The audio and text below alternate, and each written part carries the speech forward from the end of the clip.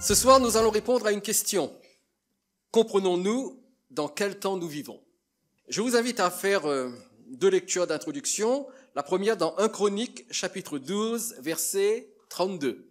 Nous lisons « Des fils d'Issachar ayant l'intelligence des temps pour savoir ce que devait faire Israël, 200 chefs et tous leurs frères sous leurs ordres. » Parmi les nombreuses personnes de différentes tribus d'Israël qui étaient venues soutenir et aider David à devenir roi, se trouvaient, nous dit ce verset, les fils d'Issachar, qui avaient la caractéristique d'avoir l'intelligence des temps.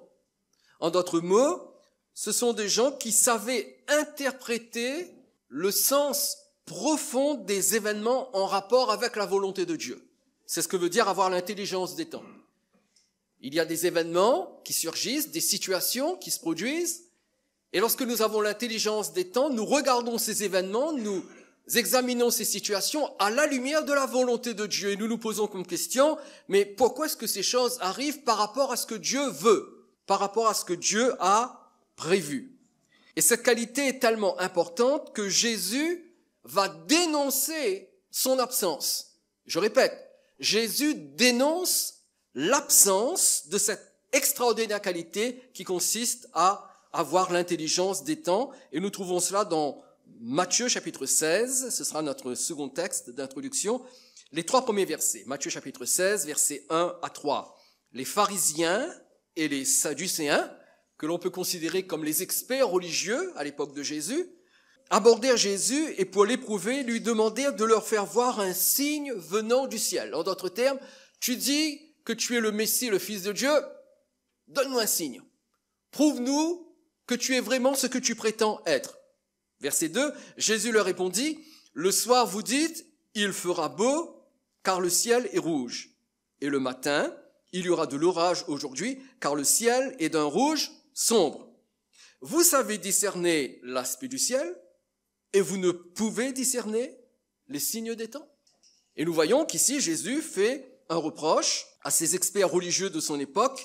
Il leur reproche leur incapacité à discerner les signes des temps, c'est-à-dire à comprendre comment les prophéties bibliques sont en train de s'accomplir sous leurs yeux. Voilà le reproche que Jésus fait à ces pharisiens et à ces sadducéens.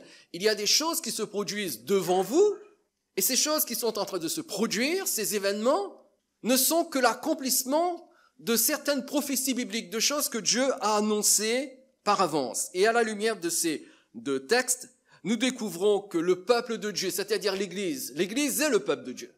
Eh bien, l'Église devrait comprendre et l'Église devrait annoncer l'accomplissement des prophéties bibliques, surtout, et j'insiste, lorsque ces prophéties sont en train de s'accomplir. Et mes amis, ce soir, nous allons parler de prophéties bibliques.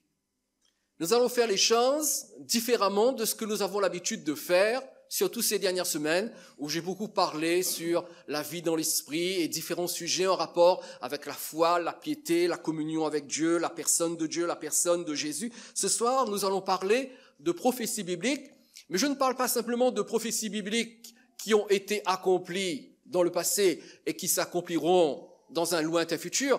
Je parle de prophéties bibliques qui sont en train de s'accomplir maintenant. Nous allons parler de prophéties bibliques qui sont en train de s'accomplir et qui sont validées par les événements dont nous parlent les actualités aujourd'hui. Nous allons examiner quelques prophéties bibliques qui se rapportent donc à notre époque et qui sont en train de se réaliser sous nos yeux. Nous voyons que des choses se produisent dans différents endroits du monde, mais est-ce que nous savons que ces choses qui sont en train de se produire au moment où je vous en parle, ces choses ont été annoncées par la Bible? Ce qui veut dire que la Bible, contrairement à tout autre livre religieux, et il y en a des livres religieux dans le monde, vous savez, il y a des livres religieux contenant une belle philosophie, une belle moralité, mais aucun livre religieux ne décrit l'histoire depuis son commencement jusqu'à son accomplissement final. Seule la Bible le fait. C'est la raison pour laquelle je vais en parler ce soir, pour que, qui que vous soyez, vous puissiez vous appuyer sur la véracité de la parole de Dieu. Voyez-vous, dans notre église et dans beaucoup d'églises de la Réunion, notre fondement, c'est la Bible. Notre fondement, c'est la parole de Dieu. Pourquoi est-ce que nous croyons dans la Bible? Pourquoi la Bible davantage qu'un autre livre pieux, un autre livre religieux? Eh bien parce que dans la Bible, Dieu dit par avance ce qui va se produire et ce qui est en train de se produire. Et toutes les prophéties de la Bible s'accomplissent avec une précision étonnante. Et elles s'accomplissent d'une manière extraordinaire et nous avons besoin de les connaître et de voir leur accomplissement. Donc, il y a certaines prophéties bibliques qui sont en train de se réaliser en ce moment. Et l'accomplissement de ces prophéties bibliques a pour objectif de nous annoncer l'accomplissement d'une plus grande prophétie. En d'autres mots, certaines prophéties s'accomplissent aujourd'hui, mais ce n'est pas la finalité. Les prophéties qui sont en train de s'accomplir aujourd'hui ne sont que des signes annonciateurs d'une autre prophétie plus grande, plus extraordinaire, qui va bientôt s'accomplir. Je vous dirai laquelle à la fin de ce message. Certaines de ces prophéties peuvent paraître étranges à la première lecture. Et ce soir, nous allons examiner quelques-unes d'entre elles. Des prophéties très étranges, mais ce qui se passe à notre époque prouve la véracité de ces prophéties. Par exemple, savez-vous que les prophètes avaient annoncé l'utilisation, et je vais certainement vous étonner, de certaines armes que possède aujourd'hui notre monde moderne? Lorsque nous lisons les textes de la Bible, que ce soit l'Ancien ou le Nouveau Testament, les soldats de l'époque étaient armés de ce que nous appellerions aujourd'hui des armes blanches, des épées, des lances, des javelots, des poignards, bref, toutes sortes d'armes blanches qui avaient pour objectif, plus exactement, de couper la chair. Eh bien, voyez-vous, même à cette époque, où les armes qui existent aujourd'hui, qu'utilisent aujourd'hui nos militaires, à cette époque n'existaient pas, eh bien, les prophètes en ont parlé. Les prophètes les ont cités dans leurs textes. Alors, vous allez trouver étrange que j'aborde certaines prophéties qui parlent de certaines armes qui sont utilisées à notre époque moderne. Vous allez comprendre pourquoi je commence à ce point de départ, parce que je veux arriver à un endroit bien précis. Regardez avec moi Naoum, chapitre 2, verset 5. Naoum, chapitre 2, verset 5. Les chars s'élancent dans la campagne, se précipitent sur les places. Allez voir, on dirait des flambeaux. Ils courent comme des éclairs. Regardez maintenant Joël chapitre 2, verset 5. Joël chapitre 2, verset 5. À les entendre, on dirait un bruit de chars sur le sommet des montagnes où ils bondissent. On dirait un pétillement de la flamme du feu quand elle consume le chaume. C'est comme une armée puissante qui se prépare au combat. Et vous l'avez compris, ces deux versets font référence à des chars. Et dans leur vision prophétique, que ce soit Naoum ou Joël, ils voient ces chars, mais avec ces chars, il y a du feu, il y a des éclairs, il y a des flambeaux. Et le prophète ne comprend pas ce qu'il voit et il utilise un mot de son époque et il parle de chars. Donc ces deux versets font référence à des chars, mais nous comprenons que le mot char utilisé ici se réfère à ces fameux attelages avec des chevaux que possédait autrefois la cavalerie. Cependant, par le hasard du langage, je mets hasard entre guillemets parce que ce n'est pas vraiment un hasard, par le hasard du langage, ce mot char désigne les tanks d'aujourd'hui, que l'on appelle aussi quelquefois les chars d'assaut. D'accord? Et dans ces deux versets, les prophètes voient des chars qui sortent de l'ordinaire et eux-mêmes, ils ne comprennent pas. Ils parlent de chars qui bondissent. À l'époque, les chars ne bondissaient pas. Ils parlent de chars qui crachent du feu. À l'époque, les chars ne crachaient pas du feu. Eh bien, voyez-vous, les prophètes ont vu quelque chose qu'ils n'arrivaient pas à expliquer. Ils ont vu les tanks que nous possédons aujourd'hui. Et ces chars sont décrits comme se déplaçant très vite, avec la capacité de sauter d'un endroit à un autre. Savez-vous que c'est exactement ce que font les tanks modernes, qui se déplacent très vite et qui peuvent sauter d'un endroit à un autre? Et un détail intéressant à noter, c'est que dans Joël chapitre 2, verset 5, lorsque Joël dit « à les entendre, on dirait un bruit de char », le mot hébreu pour char ici, c'est le mot Merkava. M-E-R-K-A-V-A. Merkava.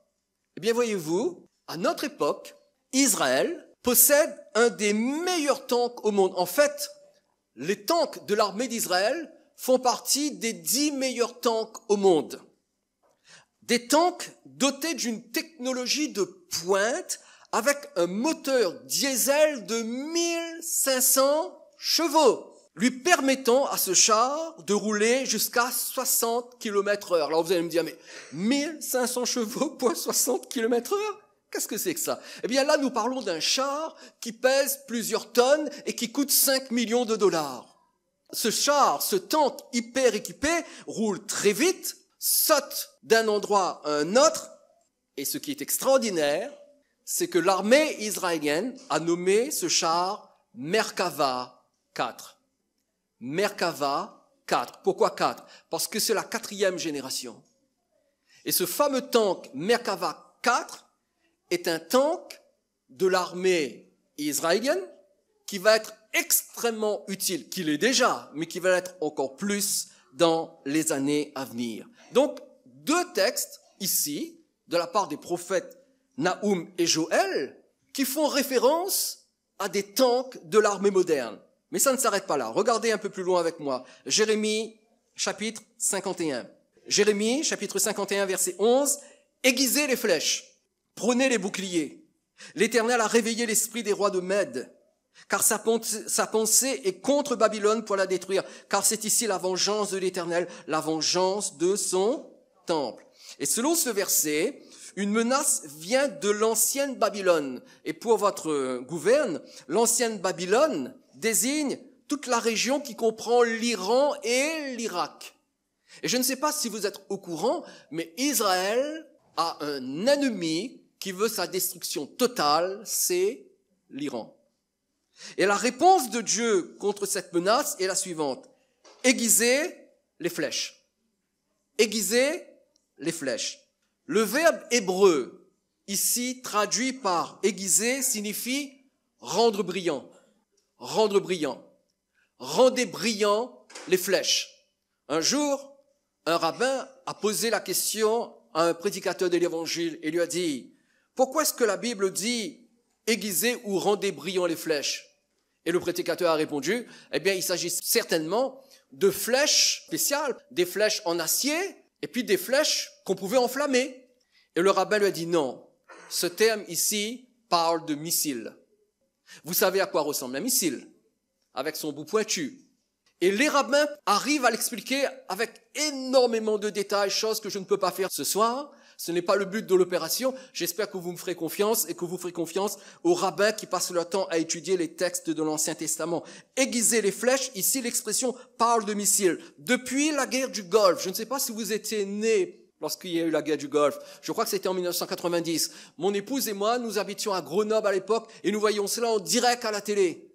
Eh bien, depuis la guerre du Golfe, Israël, qui avait été lourdement attaqué par les Scuds de Saddam Hussein, eh bien, Israël a développé un important arsenal de missiles antibalistiques. Qu'est-ce qu'un missile antibalistique?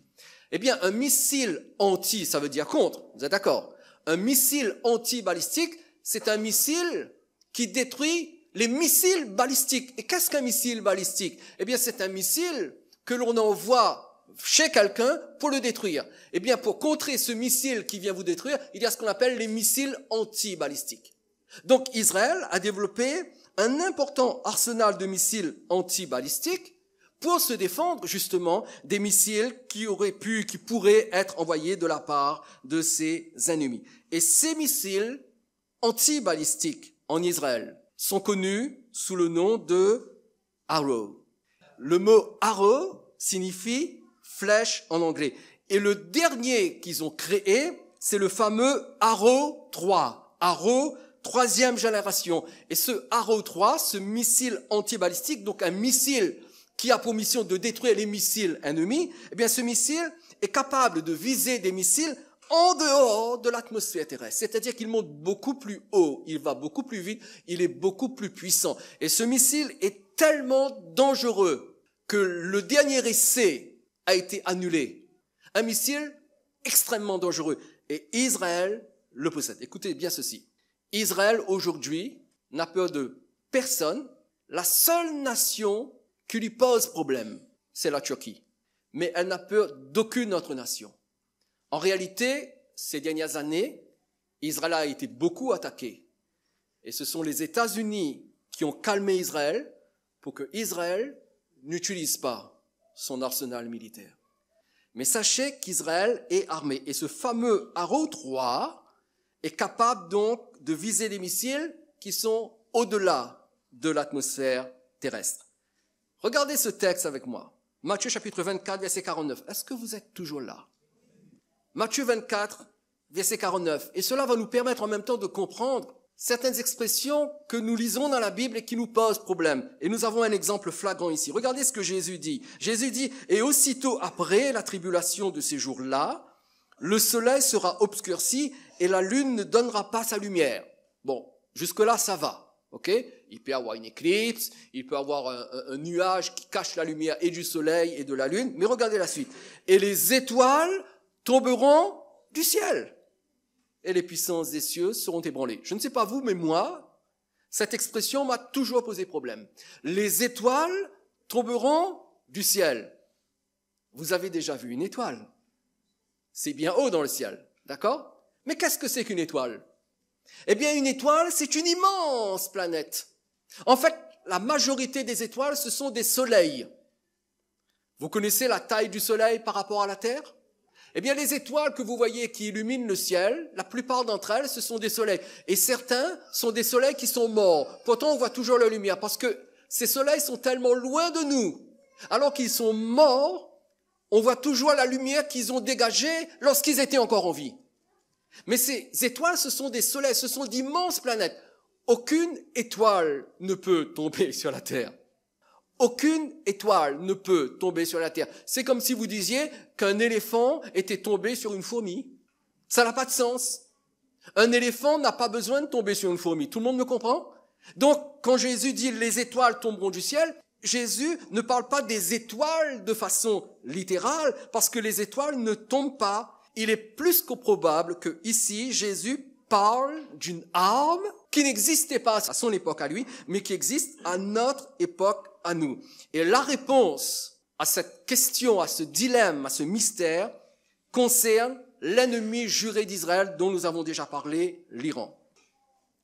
L'intensification des tensions que nous observons ces derniers temps entre l'Iran et Israël, depuis la fin des années 70, c'est-à-dire depuis la révolution islamique, depuis la venue au pouvoir des ayatollahs, l'Iran s'est mis à haïr Israël.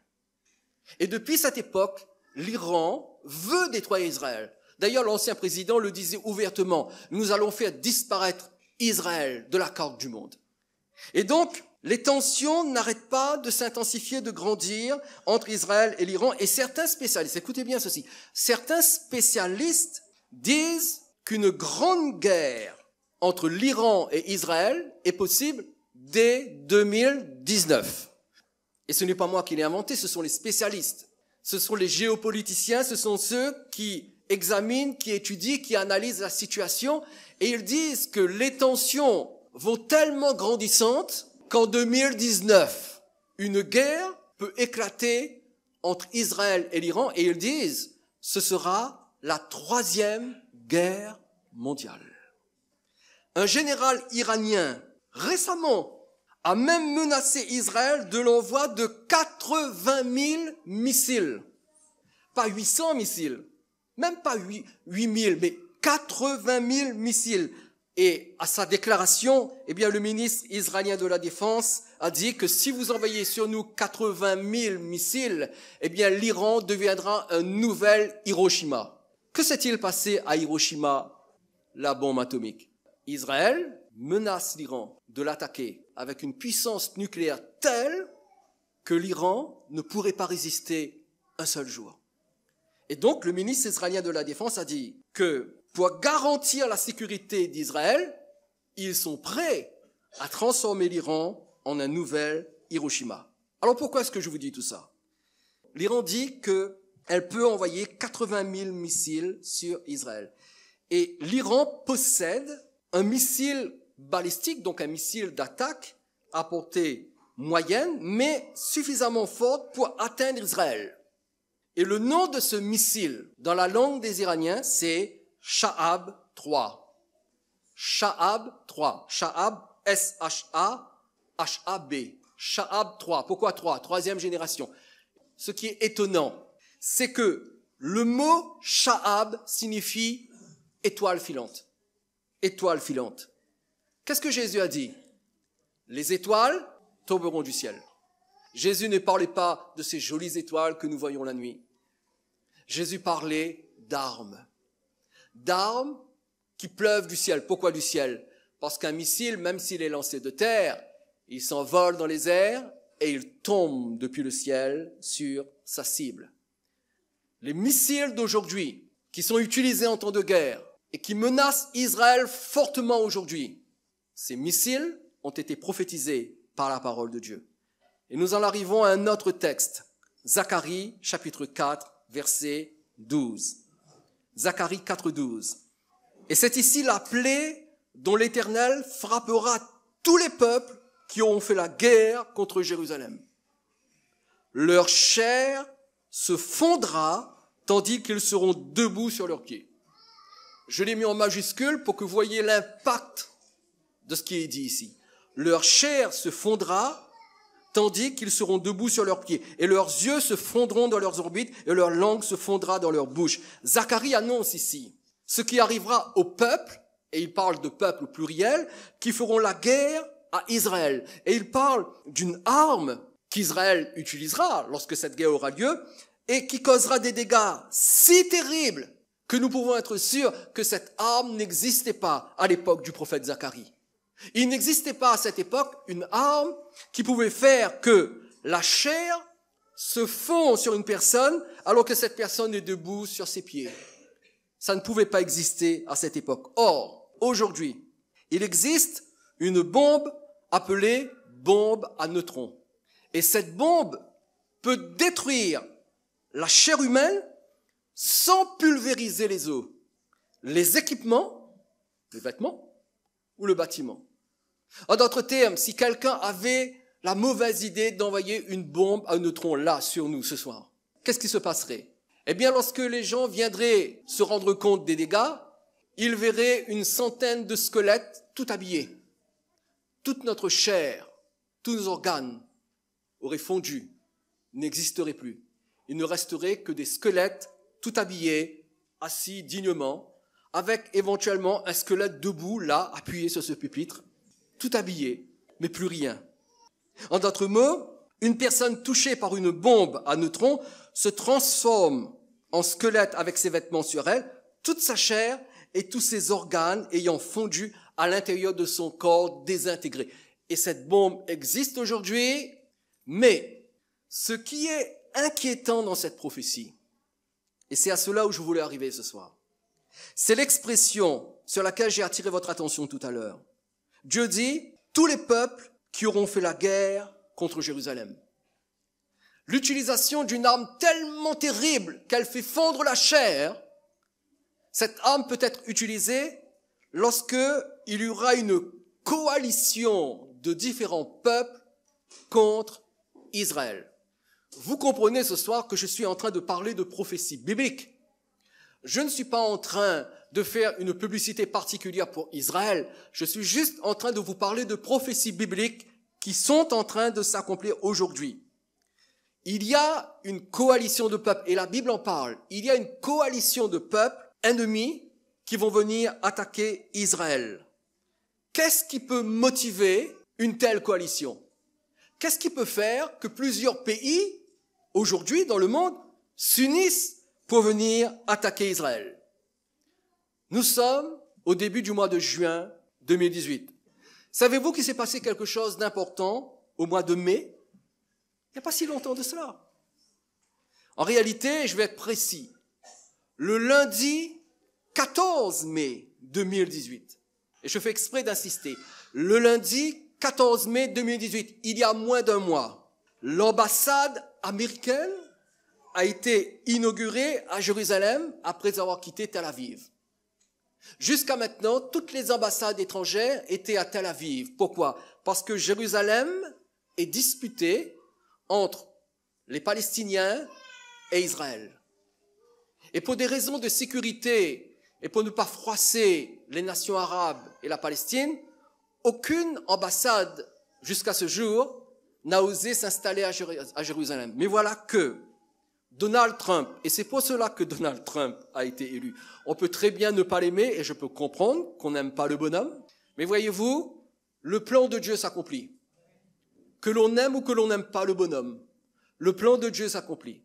Et si Donald Trump est venu au pouvoir, c'est au moins pour cette chose-là. Pour déplacer l'ambassade américaine qui était à Tel Aviv jusqu'à Jérusalem. Donc le lundi 14 mai 2018, l'ambassade américaine a été inaugurée à Jérusalem. 2 jours après, le mercredi 16 mai 2018, c'est le Guatemala qui, à son tour, a inauguré l'ouverture de son ambassade à Jérusalem. Donc aujourd'hui, il y a 2 ambassades qui sont ouvertes à Jérusalem. Et d'autres pays parlent de transférer leur ambassade également à Jérusalem. Et ce transfert d'ambassade à Jérusalem, vous allez me dire, oui, mais quelle importance? C'est juste un déménagement. Non, c'est plus qu'un déménagement. Il y a une importance symbolique incroyable. Ce transfert d'ambassade signale la reconnaissance officielle de Jérusalem comme capitale d'Israël de la part des États-Unis et du Guatemala.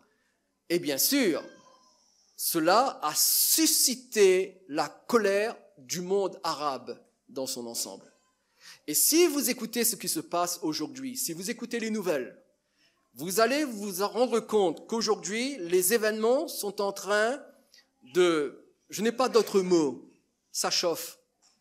Ça chauffe là-bas. Ça va mal là-bas. Surtout depuis que les États-Unis ont annoncé le transfert de leur ambassade et que ce transfert a eu lieu. Et cela a déclenché la colère du monde arabe parce que le monde arabe ne veut pas que Jérusalem soit reconnue comme la capitale officielle d'Israël. Pour eux, Jérusalem leur appartient. Et cette colère du monde arabe, est-ce qu'elle pourrait déboucher sur une ligue, sur une coalition de plusieurs nations pour une attaque militaire? Est-ce que cette colère qui a vu le jour, qui a été multipliée là ces dernières semaines, est-ce que cette colère peut se transformer en une coalition armée? Le monde arabe est très en colère et le monde arabe, aujourd'hui, n'accepte pas la situation. Je vous parle de choses qui sont en train de se produire et tous ces détails un peu noirs de l'actualité ne sont que l'accomplissement d'une prophétie biblique. Et voyez-vous, c'est à la lumière de cette menace du monde arabe, d'une coalition de pays, que nous allons comprendre une prophétie incroyable qui se trouve dans le livre du prophète Ézéchiel. Je vous recommande de lire chez vous Ézéchiel chapitre 38 et 39. Nous n'allons pas lire ces 2 chapitres ce soir, bien sûr. Nous allons lire quelques extraits. Ézéchiel chapitre 38 et 39 nous explique ce qui va se passer. Et ces choses vont se produire. Que se passe-t-il dans Ézéchiel chapitre 38 et 39? Le chapitre 38 et 39 d'Ézéchiel parle d'un événement connu sous le nom de bataille de Gog et Magog. La bataille de Gog et de Magog. Et cela est une annonce de l'invasion d'Israël par plusieurs nations, mais ces nations qui vont envahir Israël seront anéanties par une intervention divine. Et voyez-vous cette fameuse bataille de Gog et Magog, à ne pas confondre avec la bataille d'Armageddon. Et d'après les experts de la prophétie biblique, il y a de fortes chances que cette bataille ait lieu avant l'enlèvement de l'Église. Je suis en train de vous parler ce soir de l'éventualité d'une 3e guerre mondiale. Alors vous allez me dire, oui, mais moi je suis venu ce soir pour être encouragé, moi. Je suis venu pour être édifié. Là, vous êtes en train de me parler de guerre mondiale et qui plus est, on est à La Réunion. La guerre mondiale ne touche pas La Réunion. Allez demander cela à nos grands-parents qui ont vécu les 2 guerres. Et vous allez voir si les guerres ne touchent pas La Réunion. De toute façon, que la guerre touche ou pas La Réunion, nous sommes en train de parler d'un événement qui est juste le préambule à un événement encore plus grand. Mais parlons rapidement de cette fameuse bataille, Gog et Magog. Regardez avec moi Ézéchiel chapitre 38, versets 1 à 6. Et la parole de l'Éternel vint à moi disant, Fils de l'homme, tourne ta face vers Gog, le pays de Magog, le prince de Roche, de Méchec et de Tubal, et prophétise contre lui. Ainsi dit le Seigneur, l'Éternel, voici, j'en veux à toi, Gog, prince de Roche, de Méchec et de Tubal. Et je te ferai retourner, et je mettrai un anneau dans tes mâchoires. Et je te ferai sortir, toi et toute ton armée, chevaux et cavaliers, tous parfaitement équipés, un grand rassemblement, avec boucliers et l'écu, tous portant l'épée. Avec eux, la Perse, Cush. Le prochain mot est un mot délicat à prononcer. Comment voulez-vous qu'au milieu d'une église, je dise pute? Put, peuf. Donc, avec eux, la Perse, Cush et PUTH. Ayant tous les boucliers et des casques, Gomer et toutes ses bandes, la maison de Togarma, du fond du nord, et toutes ses bandes, beaucoup de peuples avec toi. Alors, je reconnais que lorsque on lit ce texte, on se dit, mais de quoi il parle ici? En fait, pour résumer les choses, ici, Dieu annonce qu'il y aura une coalition de peuples armés qui vont venir attaquer Israël. Le texte dit qu'il s'agit d'une prophétie contre la coalition ennemie, ce qui signifie que Dieu en personne va s'impliquer dans ce conflit. Écoutez bien ce que je vais vous dire. Il y a eu la Première Guerre mondiale, la Seconde Guerre mondiale, vous le savez, 1914, 1918, 1939, 1945. Mais dans la Troisième Guerre mondiale, qui sera beaucoup plus courte que les deux premières. Pourquoi? Parce que Dieu sera impliqué. Dieu lui-même passera à l'attaque. Donc Dieu lui-même va s'appliquer dans ce conflit et Dieu va prendre la défense d'Israël. Je ne suis pas en train de vous dire ce que j'espère, ce que je rêve. Je suis en train de vous dire ce que les textes prophétiques annoncent de manière claire. Dieu va prendre la défense d'Israël. Et nous parlons ici d'une guerre qui peut avoir lieu à tout moment. Elle peut avoir lieu en 2019, mais elle peut commencer la semaine prochaine. Et la reconnaissance, écoutez bien ce que je vais vous dire. C'est pour ça que c'est important d'en parler. La reconnaissance de Jérusalem comme capitale d'Israël, ce simple événement qui peut ne revêtir aucune espèce d'importance pour les petits créoles que nous sommes. L'ambassade américaine à Jérusalem, à quoi ça me regarde?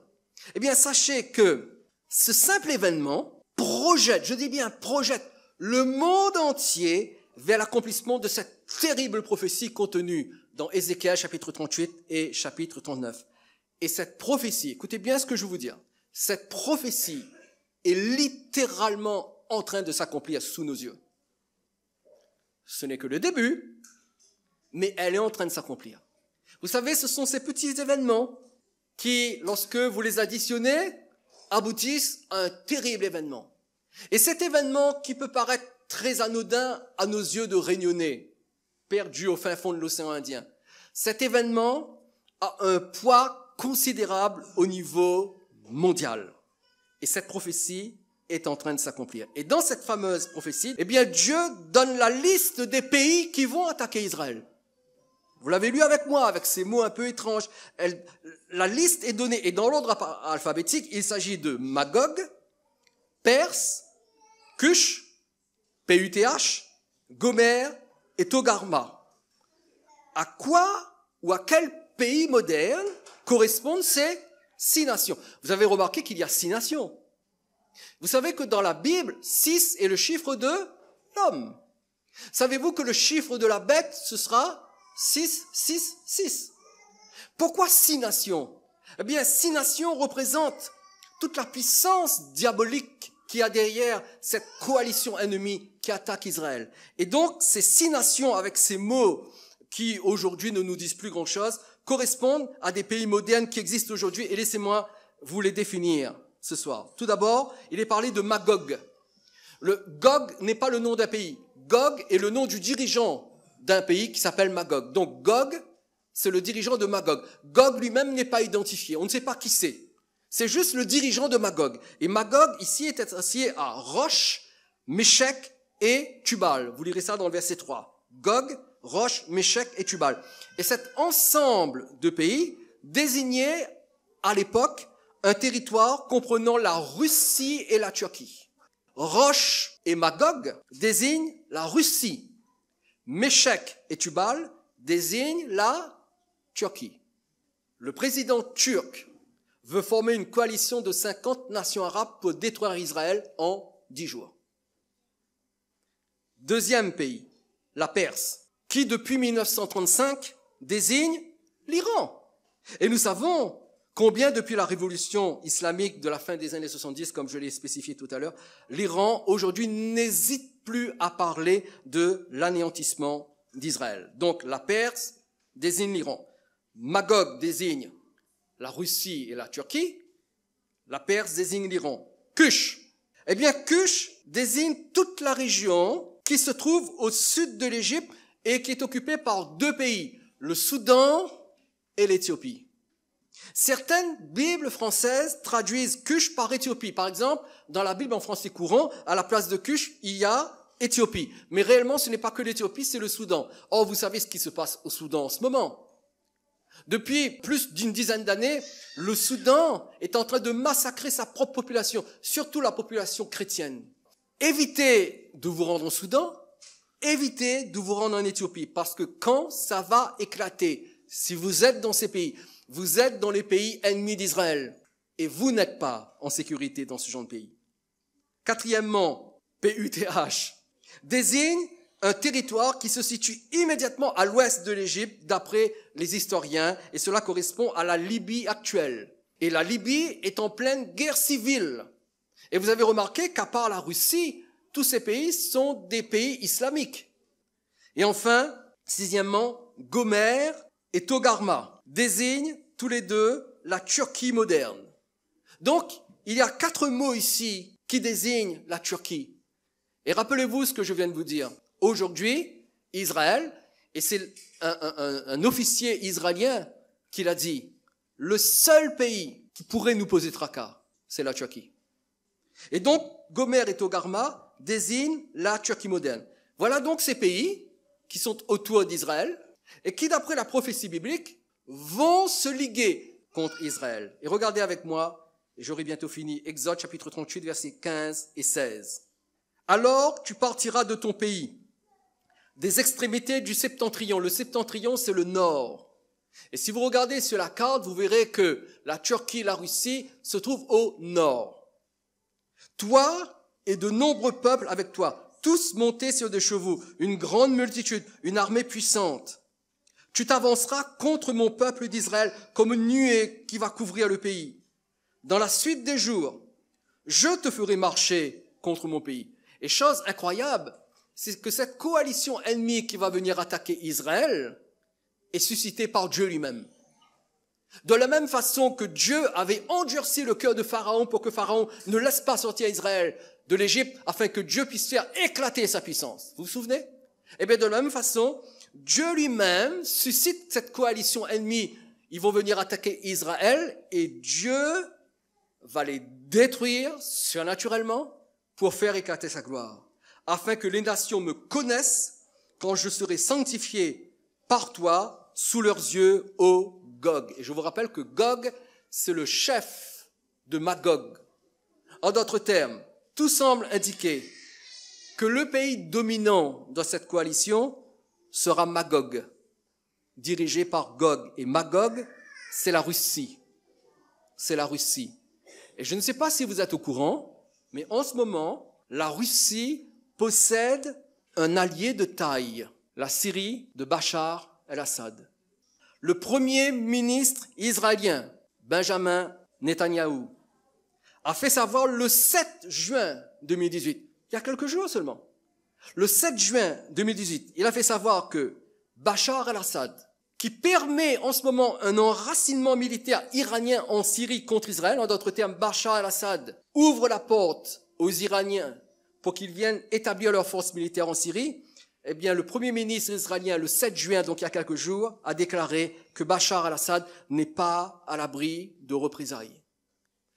Et les pièces du puzzle sont en train de se mettre en place pour une guerre sans précédent qui va impliquer la Russie avec 5 autres nations islamiques. Et le verset 16 prévient de la victoire radicale d'Israël. Cette victoire sera radicale.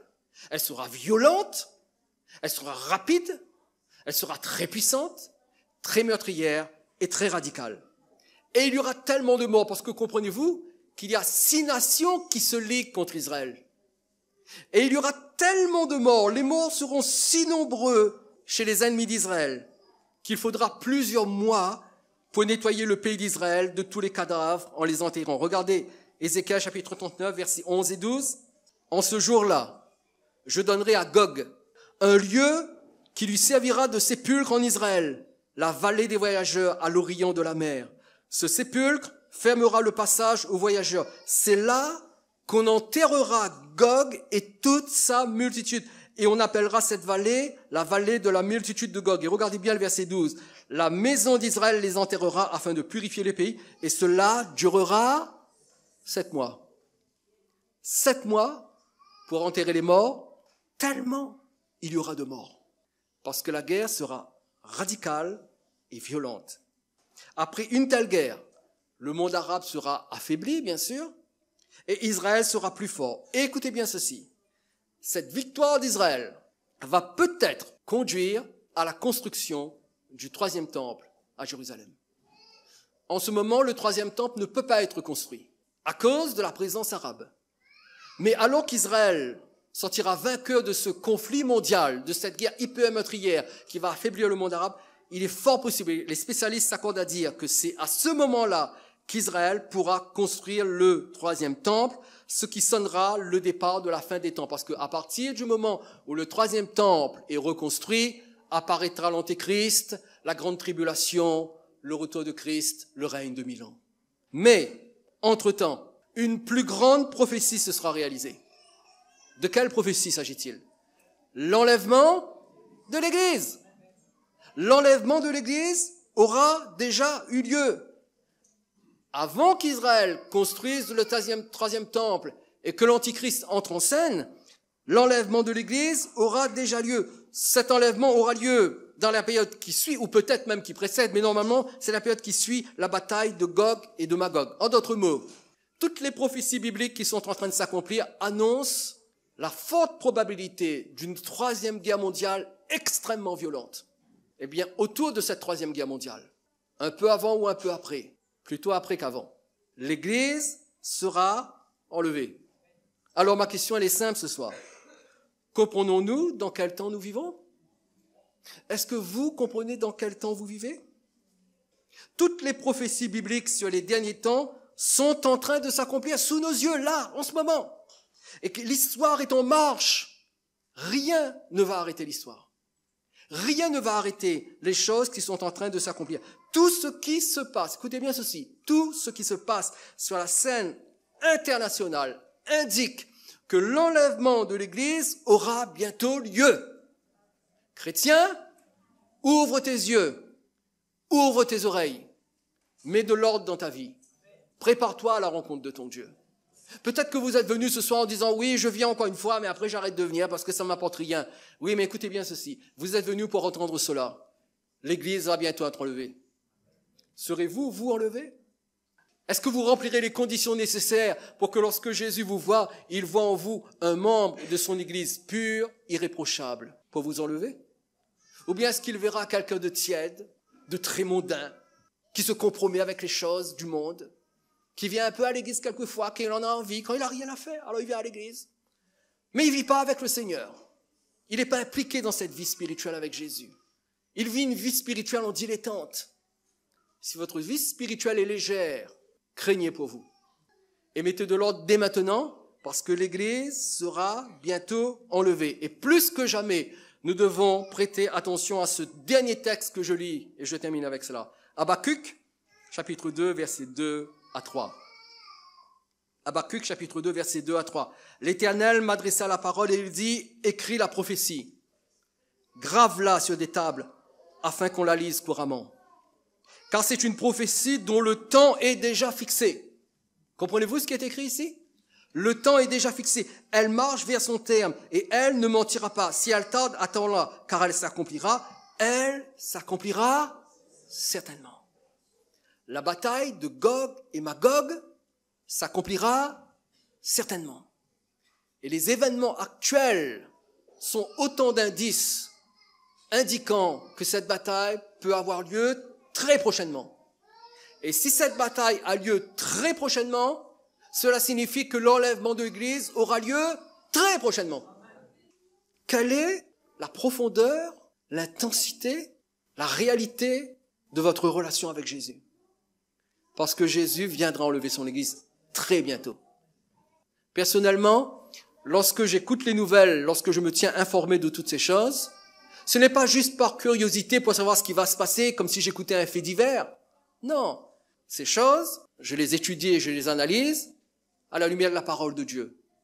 Et l'établissement de l'ambassade américaine à Jérusalem, c'est juste une autre petite pierre qui a été posée pour nous avertir. Attention, attention. La guerre de Gog et Magog aura bientôt lieu, ce qui implique que l'Église sera bientôt enlevée. Chrétien, chrétienne, ressaisis-toi spirituellement. Mets de l'ordre dans ta vie. Attache-toi au Seigneur. Débarrasse-toi de toute la lourdeur que le monde veut t'imposer, que la chair veut t'imposer. Mets de l'ordre dans ta vie. Approche-toi du Seigneur. Repens-toi. Abandonne le péché. Sanctifie ta vie. Accroche-toi au Seigneur. Cherche sa face. Parce que bientôt, tu risques d'être enlevé.